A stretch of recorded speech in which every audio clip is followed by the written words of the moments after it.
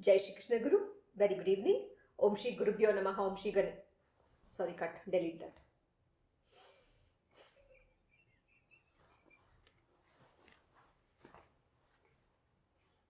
Very good evening. Jai Shri Krishna Guru. Thank you for joining the Bhagavad Gita Satsang, the way of life as described by Lord Shri Krishna to Arjuna. Om Shri Gurubhyo Namaha. Om Shri Ganeshaya Namaha. Om Shri Saraswataya Namaha. Om Shri Guru Dattatreya Namaha. Om Shri Mahalakshmi Namaha. Guru Brahma, Guru Vishnu, Guru Devo Maheshwaraha. Guru Sakshat Parabrahma. Tasmai Shri Guruve Namaha. We'll be continuing from chapter 4, that is the yoga of knowledge as well as the disciplines of action and knowledge. The Lord is now describing about the different forms of sacrifices with their fruits and the glory of knowledge as described by him to Arjuna. So let us continue chapter 4, verse 33 onwards. Arjuna, sacrifice through knowledge is superior to sacrifice performed with material things. For all actions, without exception, culminate in knowledge, O son of Kunti. Oh, that is very, very profound truth. What is the Lord telling to Arjuna here? He is saying, Arjuna, sacrifice through knowledge is superior to sacrifice performed with material things. So what does that tell you? In the last few verses, in the last entire satsang, we learnt about how everything is a sacrifice. If you offer it as a sacrifice without having yourself to enjoying it, the one very important lesson which the Lord did explain is how the different sacrifices are performed.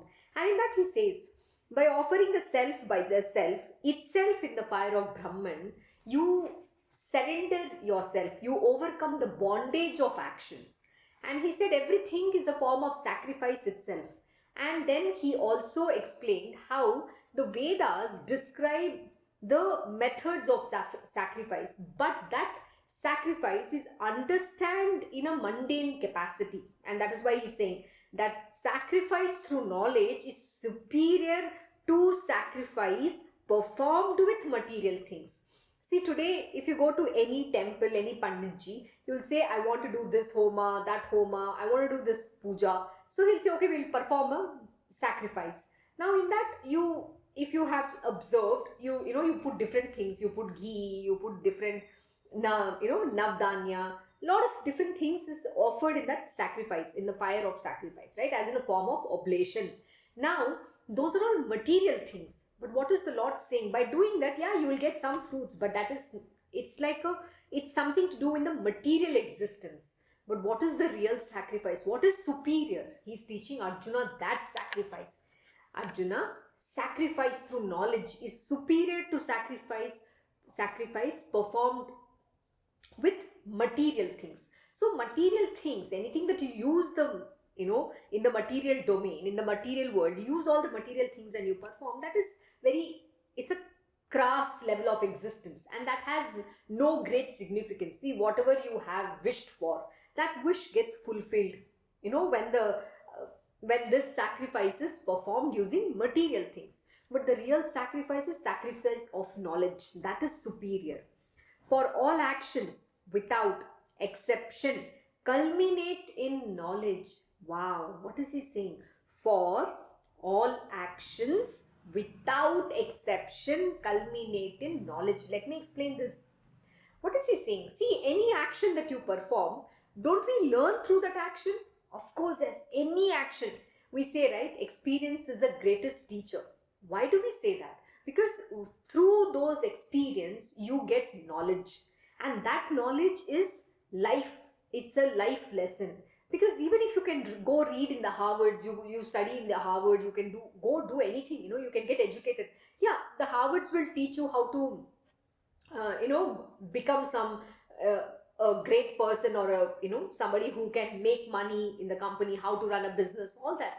But the life lesson is not taught you there. It just tells you how to, go after numbers, how to become a big leader, an industrialist, whatever that is, a financial expert, different fields. They teach you those, knowledge pertaining to that domain.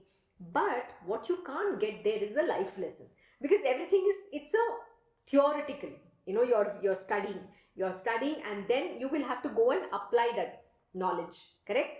But in the material world, in the real time, what is he saying is that for all actions, that is, when you perform any action, whatever the action that you perform, that time he's saying for all action without exception culminate in knowledge, O son of Kunti. So see, have you ever understood in your life itself? We all go through certain experiences in our life. We perform lot of actions, and there are positive response. Sometimes there is negative, situations also come about by whatever the action that you perform. But everything is teaching you something, it's giving you knowledge. Sometimes we say no, we have to learn the hard way, we have to learn through the tough experiences, but that is what gives you that knowledge, and that experience will teach you what to do and what not to do. See, there are a lot of people who sometimes perform certain actions unknowingly too, knowingly and unknowingly both, and that could be favorable or unfavorable actions. And suppose it's favorable, you get some very good lessons, and that gives you a motivation of believing, oh yes, I have to be very good, I have to do something like this, and you have to grow, that kind of motivation, and you get inspired by your own self. But sometimes the actions are, what you do, what you know perform, are unfavorable. And in such situation, then what happens is you learn, oh, I should not do something like this. I'll give you my own example. Many years ago, I had been on an assignment, and throughout that assignment, I was learning the hard way. See, because suddenly you're taken from a well and thrown into an ocean, but obviously you don't know what to do, what not to do. You're learning on the job. These lessons are tough, but you learn in that whole, when you are performing the job, that action, you learn what to do and what not to do.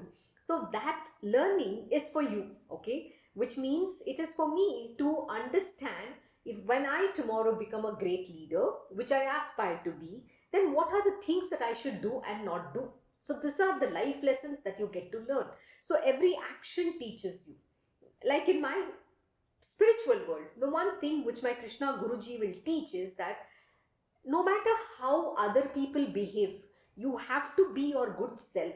Which means what? People can misbehave, people can be ungrateful, people can do all sorts of things in their world because they are human beings. So my Guruji was teaching a very profound lesson yesterday. He said, look, the moment somebody behaves in a petty manner, they become a crass human being. But to being the divine, we don't stoop down to their level. You have to maintain who you truly are, that Devi Ma. He says that goddess, that beautiful divine being, she's always benevolent, she's compassionate, she's loving, kind, considerate, goodness. And please remember, he said, let them do what they have to. The universe is anyways going to give them the lesson. Why are you dirtying your mouth? Why are you, even saying anything? You don't have to. On the contrary, you just have to learn to ignore the noise. Because the moment we get affected with what is being said and we let it affect us, then I don't have equanimity of mind. So where is the question of me being a divine being? So I have also at that moment become a human being. See, it's a fine line between being a divine and falling off that path, falling down to becoming a crass human being. It's very easy. But to being the divine being, constantly living in that knowledge that I am that goddess, I am the divine being, I am that Paramatman, I don't have to get disturbed, I just need to be in oneness. In the equanimity of mind is extremely difficult. So my Guruji was telling me that you have to constantly remember yourself that you are not that ordinary human being, you are not this body, you are that divine being, you are that Ma. So that is exactly what he taught me. So he said, see, when we want to give back, when somebody says something to you and when you give back, that becomes a very transaction. See, the other person is committing sin, the other person is saying all sorts of bad things, spewing venom, whatever it is, but that is their inherent nature of being that low lying human being, somebody who stooped down to that level. So why do you need to stoop down? The moment you give a response or you react to it, then you will also fall down that path. And you're also going to go in the same gutters. That's exactly what my Guruji taught me. So he said, to retaining that understanding that you are the divine being and having that knowledge at all times that no matter what anybody says, I have to be in the equanimity of mind. Please remember, everybody is talking through their, mind, senses, ego, arrogance, their, pettiness, all these things. The human beings are filled with this thing. That is why they can't be the divine being. Though they are all part of that one being alone, that is the Paramatman itself. They have forgotten that they are not the body and they are the spirit. That knowledge is forgotten. But this knowledge doesn't come to everyone so easily. Here, Lord Shri Krishna is not giving this knowledge to everybody, right? Imagine they are amidst the battlefield and Lord Shri Krishna is imparting this knowledge only to Arjuna. But don't you think everybody was listening there? Why didn't they understand this truth? No, it is not meant for anybody. It's only when the divine grace dawns on you, when the grace falls on you, and when the Guru finds you, then he will give you the knowledge that which is required for you to evolve on your path. But besides that, there's no way you're going to get that knowledge. But when you seek, the grace comes. But you know what? When the grace comes, due to your own ego, you push that grace away. That is also possible. And what is the one which is the biggest factor in destroying that grace is your own ego alone. Your own behavior, your own tendencies, your own inherent nature. And that's a very sad thing. So my Guruji was telling, see, understanding this truth, you don't have to stoop down to anybody's level. Live that absolute conviction that I am this divine being. That is who truly I am. See, today, if you see, I don't know Bhagavad Gita. Yeah, my Guruji has taught, he has given an explanation. Doesn't mean that I can mug that, how you have studied in your school. You can rote learn and then I just vomit it to you all. No, it doesn't work like that. This is the knowledge about the truth. Those words that has to flow from my mouth will come through this body. I am not having any knowledge. I don't even know what is the next verse. Every day when I am doing the satsang, when I open the scripture, I'll just say, Lord, let the words be of your wisdom. That's it. And the moment I read the verse, the expositions flow from my mouth. Does it mean to say that I have knowledge? No, I doesn't have knowledge. Do you understand? The knowledge is superior. And what is he saying? Every action that you perform, you learn. So the whole explanation I gave is for this reason, that you understand that it is about what you want to learn. See, we commit lot of sinful acts in our life. We don't have control over the way we speak, what are the things we say, and we live in our own mind thinking that I am getting something less, something more. We live in all those kind of, demons in our own being, the thoughts. It's called the evil thoughts. But we have never bothered to, sit down and understand what is the reality. Why? Because we're afraid to face the truth. That's another problem. And we want to assume. And our mind conveniently gives all those assumptions and saying, oh, no, look, you're being paid very less. You don't get enough at all. You're not being taken care. You're a servant. It will give you all sorts of nonsensical things. But the reality is far beyond that. You have not sat down to understand is that only what is that you're actually getting. We have never done that homework. So my Guruji will always teach me something very nice. Ever, if there is any doubt within you, write it down and, bring it out and, detail it out. And then if you go through that, then you'll understand all that is nonsense what your mind has told to you. So you will be able to overcome that problem. But if you keep within yourself, and then what happens? The bitterness, that venom is building up. And finally, one day you will spew it out. And then you will destroy that entire existence, not only of yours or the people around you. And it is very easy to destroy, but it is very difficult to build. And that's why my Guruji will say the foundation of spirituality has to be built on the most important aspects, which is called the purity. The purity of heart, the purity of mind, and surrendered unto the lotus feet of the Guru has to happen. What should you surrender? You have to surrender your ego, mind, body, senses, everything of everything. Till the time that surrender is not complete, the foundation of spirituality cannot be established. And if the temple is established on the foot of that, false foundation or a weak foundation, the temple will crumble and fall. That is what happens. And that is why there are people, though they might have evolved on the path to a certain level, but if this fructification of knowledge has not happened within, their fall is imminent. Unfortunately, you can't stop that. You know why? Because when the test comes, at that time, the question of your faith gets tested quite a lot. And at that time, if you don't have the faith, then you're going to fall. You're going to kind of crumble and fall. So no spirituality will ever exist in you. And then, this human ego, which is most important. There are people who have inflated ego. There are people who have deflated ego. And the ego is endless. Especially the deflated ego is very bloated, a huge ego that is. And in that ego, what happens? You kind of play the victim. Oh, I am the one who's suffering. I am the martyr. And then martyrdom comes, and I am the one everybody is talking about. I don't know this. I don't know that. We go into the pettiness of our that lower self, which is deflated ego, thinking that I am the one who's a victim in this world. I have not got things. So a lot of things that happen. I've been treated like a servant. When this, I'll tell you a very beautiful lesson here. When we are in the ashram, that is any ashram for that matter, or temple, when you go, we do seva, whatever thing, right? Whether you're washing the dishes, whether you're sweeping, swabbing, whatever the work that you do is called seva. We don't think that it is a mundane chore. Okay, why seva is done?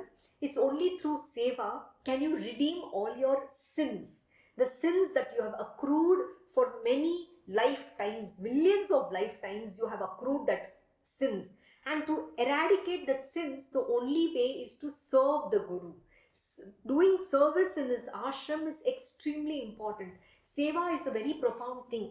And even today, my Guruji will never think that any job is a mundane task for him. He will do everything, right from washing dishes to cooking, to you name it, cleaning, whatever it is, he will do. But we don't want him to do. It is we who have to do seva to the Guru. And that's when he blesses by removing all our sins. And that story is very nicely explained, by Pundalik. There's a story about Kukut Swami. And in that, it is explained. I have given this story, but I'm not going to go in the story right now, but we'll come back to that later. But the most important knowledge that you need to have is that any action that you commit, whether it's good or bad, everything is a teacher alone. You're going to get knowledge out of it, whatever that knowledge might be. So who do you want to be is a choice that you have. Whether to rise above, whether to be a good human being, whether to be on the path of sattva and righteousness, or go into tamasic mode and fall off the path and become unrighteous. So that is what the choice you have. So this knowledge will tell you that you have to always be on the path of sattva and dharma alone. Becoming sattvic in nature is extremely important. That is why my Guruji will say, forget about becoming a divine being. First you become a good human being. Sattva is a mode of goodness. So first you have to learn to practice being good to everybody. It's very easy calling names, saying bad things about others, very easy. And and there are other people in this world who will say Daima does a nonsense. According to them, Guruji is just there so that he can, give them that grace. When they are in trouble, that is when they will remember the Guru. The Guru is not otherwise remembered at all. Do you know that? There are a lot of my Krishna Guruji's disciples who will never remember him at all, and even not even bother to say, hello Guruji, how are you? They will not even wish him on his, the most beautiful festivals or, that good occasion. They will not wish him. They will completely forget. But when it's question of their own father being sick, or there is a question of their visa, that time they will remember the Guruji. Why? Because Guruji is there just to grant things for them. Oh, their visa will get cancelled now. So the Guruji is required. This is the kind of action that they perform. And you think that's a favorable action? But my Guruji is so compassionate. He is God Almighty. He is Lord Shri Krishna. He doesn't care. He understands how petty the human nature is. How petty a human beings are. They're absolutely petty. That is why they can never be on the path of spirituality. They're never going to be a divine being. But he is very compassionate. He generously still continues to do things for them and suffer for their sin alone. But these ungrateful creatures don't have this much of gratitude at all. They are not even grateful. Forget about being grateful. Absolute ungrateful people. This is the world we are into. You know why? This is Kali Yuga. This is Kali Yuga. No choice. A human being has stooped down to that level. So what kind of action do you want to perform, and what kind of knowledge do you want to get by that? So the Divine Lord is telling, see, please remember, the action which is going to enable you to become divine is the action that you have to perform, because that action is going to lead you to getting that knowledge. And when you get that rich knowledge, you will evolve, you become greater, and through the and through the sacrifice, and sacrifice through knowledge becomes superior then. So please remember the kind of action you want to commit. Don't use your petty mind. The day you use your petty mind, you're going to fall down. And that is one reason my Krishna Guruji will teach us that do not trust anybody. What does it mean? Do not trust anybody. Because the body is a fallible in nature. It is prone to its mistakes, it is prone to its inadequacies, its limitations and everything. So the moment you trust anybody, then you're going to fail. The only being you have to trust is trust in God. My Guruji will say, I don't trust any human being. I don't trust anyone. I don't have any expectations. I don't trust anybody, but I will continue to do what I am supposed to do as a guru, as this divine master. My job is to always do good to everybody. I am not going to become like them. Yeah, he's going to give that lesson for sure. And please remember, let me give you one very important lesson here. Every action, he's saying here, all actions without exception, whether it is good action or bad action, please remember this, okay? This is a very, very important lesson which the Lord is imparting. He's saying for all actions without exception will culminate in knowledge. So if you perform anything that is evil action, you're only going to get evil knowledge. And when you perform action which is good in nature, you're going to get good knowledge, a divine knowledge. And so no matter whatever that action you perform, that knowledge is going to come to you. And most important, above all, you know what is going to come to you? It's called the experience. The lesson is going to be given by Mother Nature. She's watching. Please remember one thing. When we commit anything against our Gurudev, anybody, you say something nasty, you say something bad, you say something mean, please remember, you are going to get that back. There is no exceptions to this rule. The universe is listening in. She's always, the Mother Nature, Ma is listening, Prakriti is listening. She's not going to like what you're doing to her Guru, her God. She doesn't like, Lord Shri Krishna says, I keep my nature in control. That is Prakriti, my Mother Nature. It is his nature which he keeps under control. Please remember. And she doesn't like anybody misbehaving with the Divine Lord. She loves him the most. So when you do anything against this great master, great being, when you are doing a dharma, doing actions that is not approved of him, it is not within that framework, please remember that lesson will anyway come to you. And it's not when you think it is going to come to you, or when, oh, my Guruji has forgive me, I'm not going to learn. But please remember, in life you will learn that lesson the hard way. And that two side slaps, you don't know what will hit you in your life. So be very clear as to what you want to do. Be watchful of your actions. Don't think you can, run, get away with murder. There is no getting away with murder here. And if you commit these kind of actions, all the knowledge you're going to get is evil knowledge. And what is the kind of knowledge you're going to give your future generations? That is something you need to ask. And then you're going to incur karma. And due to your sins, you're going to be born again and again. You're sanctioning yourself a million more births. The cycle of birth and death is always going to be in your life. So what kind of body you will keep? Forget about human body. You might be born as some creature from the gutter. You can be anything at all. That is the kind of life you will be coming into based on your actions and karma.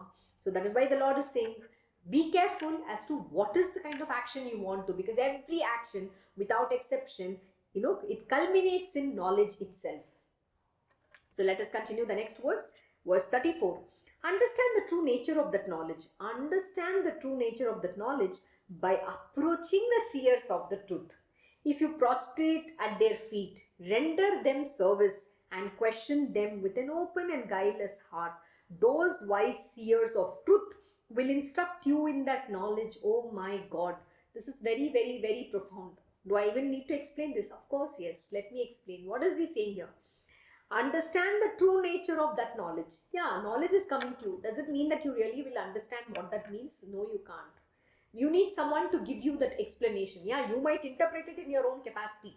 In the normal sense, if there's some knowledge coming to you, you will think that is what it means. In the material worldly sense, you will be able to interpret, and sometimes that also you might not be able to interpret.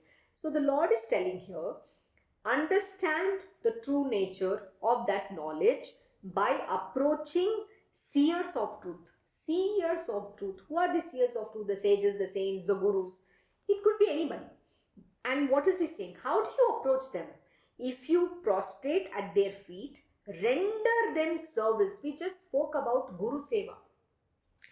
Okay, let me give you the story now. Now that this aspect of service has come, let me narrate the story to you about Kukut Swami. Pundalik is a character I'm sure I have also narrated. It is about how his wife will throw his parents out, that is Pundalik's parents. So then she finds it very difficult to work in the house. She thinks her servants are missing. So she sends Pundalik back saying, please go bring your parents. And then when Pundalik goes to bring his parents, he is unable to find them. And he learns that they have somewhere gone back. So for one evening, he has to, wait for that night. So he stays, he is resting near the Kukut Swami's ashram. This is near the Ganges river. That's in the north, Varanasi. And while he's, staying at Kukut Swami, is just outside Kukut Swami's ashram, he's resting for that night. At that time, he sees 3 dirty women with ugly looking, absolutely dirty clothes walk into Kukut Swami's ashram in the evening. That's in the night. And then he watches them, that all these 3 ladies are cleaning Kukut Swami's ashram. They are, they are washing the Guru's clothes. They are cleaning the ashram. They are sweeping, swabbing, doing the dishes. They make that ashram spick and span. And he falls asleep. And next morning, when he wakes up early in the morning, he suddenly finds there are 3 goddesses. Like, they look like goddess, beautiful, absolutely in the pristine white garments, literally as though they have just fallen from the heaven, walking towards the leaving Kukut Swami's ashram. The same 3, now not anymore women or ugly looking, the most beautiful looking, absolutely goddess, radiating that glow and shine, everything in the most beautiful garments with jewelry and everything, walking out of Kukut Swami's ashram and going towards the river. And then they enter the river and they merge in that Ganga water. And now he's confused. Then he goes behind them. And then he sees everybody vanished in that river. Then he prays to them. Then comes, after his prayer is accepted, Ganga appears there. So then he bows down to her and then asks Ganga, what is that I saw? I am confused. Could you please explain to me? Last night, I saw 3 ugly looking women entering Kukut Swami's ashram, then absolutely dirty clothes, completely, with all dirty smell. And suddenly, and then I saw whole night, the 3 women were cleaning the Guru's ashram. And I saw that, then I fell asleep. And then when I woke up in the morning, and I saw you 3 leaving Kukut Swami's ashram. So who came in and who is going out? So he asked her. Then goddess Ganga explains to him that it is not Ganga who purifies the sins of the people or the world. It is only when we render service unto the lotus feet of the Guru, when we do Guru Seva, when we do cleaning, when we do service in the Guru's ashram, when we come and do Seva, when we clean, when we clean the ashram, when we do every chore within the ashram, is when we become pure.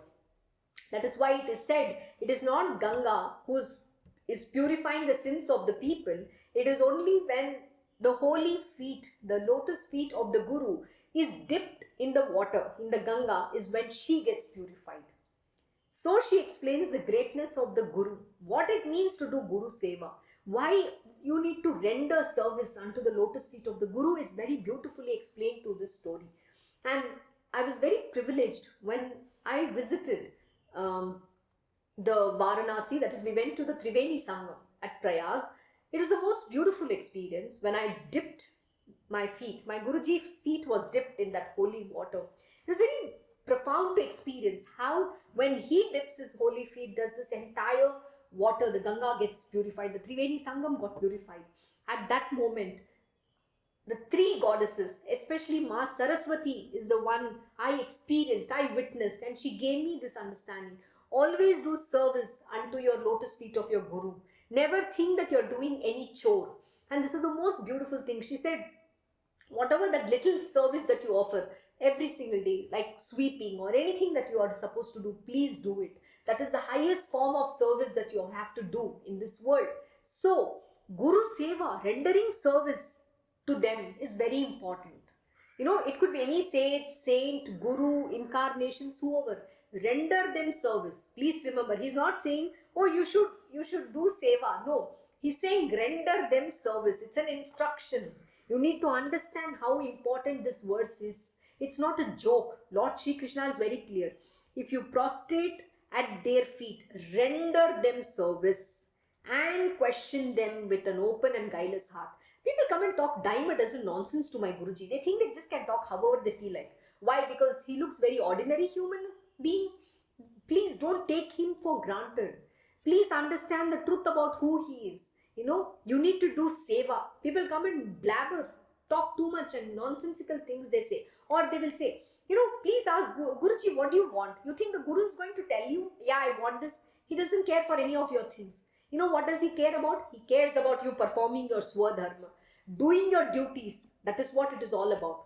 What are we doing? We are understanding why we have to even that action, we have to, do it only as a sacrifice. We think we are doing great favor in this world. Please remember, everybody is just a tool in the hands of the Divine Lord. We are nobody to say I will do or I will not do. And this lesson is for me as well, because every single time I'll see what happens in the world, I get disturbed, and I tell my Guruji, I don't want to come and do anything for this world. They are not worthy of. So who am I to make the judgment? I am nobody. I am only a tool in the hands of the Divine Lord. If he has ordained for me to do, whether I like or not, dislike, it's not a choice that I have. I just have to do my swadharma. There is no likes and dislikes. Same thing, which is what Lord Shri Krishna is saying to Arjuna, that you cannot say that you're going to, you're going to like or dislike or fighting a war. You have to kill. That is your swadharma. That is your Kshatriya dharma. You're a Kshatriya, you're a warrior. That is what your dharma says. You have to do. You have to fight. And you can't say I'm not going to do.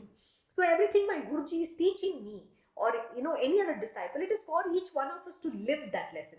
It is not about comparing. See, everybody's duties, everybody's path, everybody's place is different, and everybody's perfect in their own places.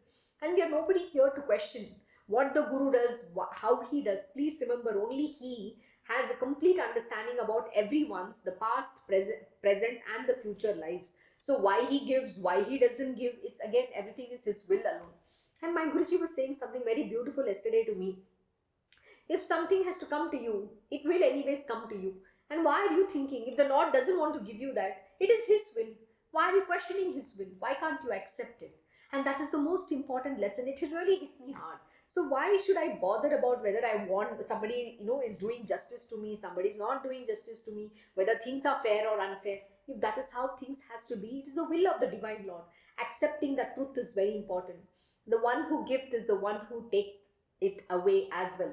The one who beat me is the one who give me the milk. It's a very beautiful story about a monk from a monastery where, he says somebody, beat him black and blue. And then all his fellow monks, brothers came there to save him, and they, poured some milk in his mouth. He was completely beaten to death. And then finally he regained his consciousness. At that time, one of his, fellow monk asked him, who beat you? Who beat you like this? So, what is the response of the monk? He said, the one who beat me is the one who gave me the milk. So they all understood, oh my God, he's a very evolved being, he's an enlightened being. To have that knowledge is not a joke. That tells you the truth about that God is everything. It is his will that happens. We are nobody to question the will of the Divine Lord. But when you're a petty human being, you'll talk dime a dozen nonsense. And not just that, you don't know how to respect somebody else. We always disrespect, we talk nonsense. There are people who open their mouth and say, oh, look at her, she's got too much knowledge, she's only one who's the greatest. This kind of talks they do. By doing such things, you're actually falling down. Please remember, Maya and Prakriti have already listened to you. You think you're not going to get the lesson, you're going to get two tight slaps. But not when you're going to get it, not right at that moment when you least expect it. And when you get that lesson, you don't know what will hit you in your life. So this is how the actions, the knowledge comes to you, whether it is good or right knowledge, or whether it is whatever knowledge, that all depends on the action that you commit. So be very careful. So to understand these lessons, what is most important, the knowledge can only be explained by the seers, the sages, the saints, and the gurus. So he's saying, how do you seek what the meaning of this knowledge means? So he's saying, understand the true nature of that knowledge. To understand the true nature of that knowledge, how do you understand it? By approaching the seers of the truth. Only those who are the realized being, the great masters, the real gurus, the sages and the saints, only them, they alone can give you that knowledge about the truth, the true nature of that knowledge. And how should you ask? If you prostrate at their feet, render them service, and question them with an open and guileless heart. Open and guileless heart. People have become so, I don't know what else to call them. They become very selfish, mean characters. They have always have a hidden agenda. There is no guilelessness.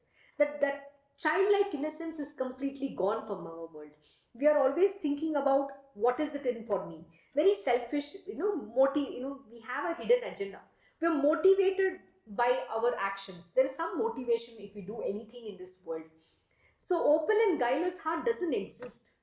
We are given into all our mean nature, and that is what we have to overcome. So when will the gurus give you that knowledge? Only when you have become, when you go and question them with an open and guileless heart, not otherwise. They are not going to give you the knowledge. Please remember, the guru will always evaluate you. He'll see whether you are worthy of that knowledge or not. First, he's going to test you. Once he tests you, he'll see where you stand. And that is why all those tests happens. And then he'll watch people, how much they have learned, how much they have evolved or not. And when he sees where they stand, then he knows what knowledge to give you or not to give you. Please remember, that is how it works. So, and question them with an open and guileless heart. Those wise seers of the truth will instruct you in that knowledge, and only then will you be given that instruction.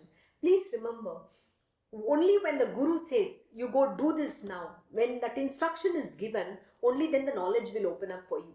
So example, my Guruji said, now you have to give satsang. He said, do Bhagavad Gita. I didn't question him anything. Bhagavad Gita, I just said my most favorite scripture. This is one of my favorite scriptures. I said, yeah, I love Lord Shri Krishna. And his teachings are always profound. So I said, yeah, I would love to do that. But I didn't question where the knowledge is going to come from, because just the word from his mouth, that instruction, will open that knowledge. I don't have knowledge. Knowledge will flow from my mouth. Who am I to say whether I know, I don't know? That also I'm not supposed to. I'm just supposed to follow his instruction. That is what it means. Those wise seers of truth will instruct you in that knowledge. The knowledge will be given to you. They will instruct through that knowledge. The instruction is what you need to follow and understand. And through that instruction, you will understand that real knowledge, the truth about that. What is it? The true nature of that knowledge is what you will understand. Until then, even if it is right right under your nose, you will still not be able to understand. That is how it works. So don't ever, commit such kind of errors in your life. Please remember, because the lesson which is going to come to you, you will not know what will hit you in your life. And the worst part is, when you have this divine master in your life, you don't know, you will lose that moment of learning from him. If you give into your mind self-conceit, deceit, and try to think you know too much, or you use him as though he's there just to clean your dirt in your life, that you go commit all the sins and he's just sitting there to clean your kachra. Kachra is your garbage. He's not there for that. Please remember, use him to gain knowledge. Don't treat him like some ordinary roadside person, because today we are in the Kali Yuga. People have lost complete, that goodness. I don't know, I don't even know what the right word I need to use. It's not the goodness, it's about the respect of how do you treat your gurus. That lesson is completely lost today. We think that we just can go and ask anybody anything. Here he's telling very clearly, he's saying, if you prostrate at their feet, render them service. See, render them service. Without guru seva, no knowledge is going to come. So guru seva is extremely important. We think, oh, it's a very painful thing. Why should I do dishes? Why should I swab? Why should I clean? Please remember, when you remove the kachra, no, the kachra of your life is going. I mean, when you remove the dust in the guru's ashram, the sins is redeeming every single time you redeem. When you clean the guru's ashram, you're actually purifying yourself. But people think, that's the most painful job to do. Oh God, I hate. I'm not a servant here. That's how you think. But here, what is the Lord saying? He's instructing, render them service and question them with an open and guileless heart. Those wise seers of truth will instruct you in that knowledge. Otherwise, no knowledge will come. So please value. If you have this great master in your life, revere him, render him service and question him and learn, gain that little bit knowledge. Don't waste that time. Because, once he's gone, then you're going to repent and regret all your life. Because very few people are fortunate to have his grace. And don't destroy this grace. Don't treat him like an ordinary human being or he's some cleaner of yours. Only when you need and when you have some requirement, then you go to your guru. Because, oh, I need visa. My father is sick. My mother is sick now. I need guru to clean my dirt. I'm going to go commit all the sins and then I need my Guruji to grant everything for me. Never ever treat him like that. Please remember, Mother Nature is watching and you will get 2 tight slaps about this lesson. And if you continue to do so, revere him, worship him and treat him like this God Almighty, because he is Guru Sakshat Parabrahma. He's the Parabrahma who's taken, who's manifested, who has taken a form so that he can put everybody on the path and establish dharma in this world. And don't waste his existence. Be that divine being. That is exactly what Lord Shri Krishna has taught Arjuna. With that, we'll stop here today at verse 34 and we'll continue from verse 35 onwards in the next satsang. Thank you once again for joining the Bhagavad Gita satsang, the way of life as described by Lord Shri Krishna to Arjuna. Om Shri Mahaganapate Namaha. Om Shri Gurudev Datta. Om Shri Sachidananda Sadguru Sainath Maharaj Ki Jai. Om Namo Bhagavate Vasudevaya. Digambara Digambara Shri Pad Vallabha Digambara. Om Shri Krishna Gurunatha Natha Shri Guruve Namaha. Om Devi Durgaya Namaha. Om Shri Krishna Arpanam Namastu. Krishnam Vande Jagat Guru.